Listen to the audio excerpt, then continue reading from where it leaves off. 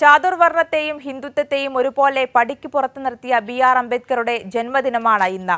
യഥാർത്ഥ അംബേദ്കർ ആശയങ്ങളെ തടയാൻ ചരിത്രവും ഭരണഘടനയും തിരുത്താനുള്ള സംഘപരിവാർ ശ്രമത്തിനിടെ അംബേദ്കറെ ഓർക്കുന്നതും വിപ്ലവമാണ്.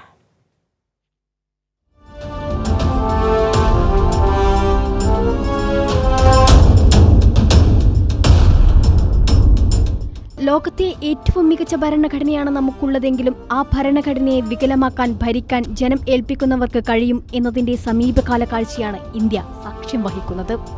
ലോകം കണ്ട മികച്ച ഭരണഘടനയ്ക്ക് രൂപം നൽകിയ അംബേദ്കർ ഒരിക്കൽ വ്യക്തമാക്കിയ വാക്കുകളും പ്രസക്തമാണ്. മതം മനുഷ്യനുള്ളതാണ്, പക്ഷേ മനുഷ്യൻ മതത്തിനുള്ളതല്ല. നിലവിലെ രാജ്യത്തിന്റെ രാഷ്ട്രീയാവസ്ഥ പരിഗണിച്ചാൽ അംബേദ്കറിന്റെ ദീർഘവീക്ഷണമുള്ള ഈ വാക്കുകളുടെ അർത്ഥതാളത്തിന്റെ വ്യാപ്തി ഇന്ന് ഇന്ത്യ അനുഭവിച്ചറിയുകയാണ്.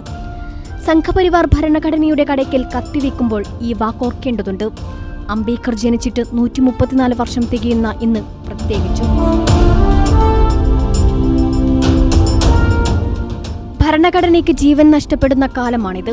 2016 അധികാരത്തിലേറിയതു മുതൽ മോദി ഭേദഗതിയായി ഭരണഘടനയെ തിരുത്തിയത് 30-ലധികം തവണ.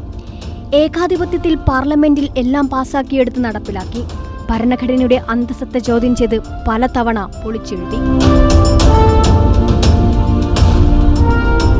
ഭരണഘടനയെ മറയാക്കി ന്യൂനപക്ഷങ്ങളെ ലക്ഷ്യം വെച്ച് അന്യായ ബില്ലുകൾ നിയമമാക്കിയെടുത്തു.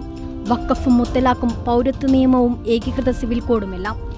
എല്ലാ മനുഷ്യരും തുല്യരാണെന്നും ജനങ്ങളുടെ സാംസ്കാരിക വൈവിധ്യങ്ങളെ ഏറ്റക്കുറിച്ചിലുകളില്ലാതെ പരിഗണിക്കണമെന്നും പാർലമെന്റിൽ ശബ്ദിച്ചയാളുടെ ചരിത്രം തന്നെ മാറ്റിയെഴുതാനാണ് പുതിയ നീക്കം.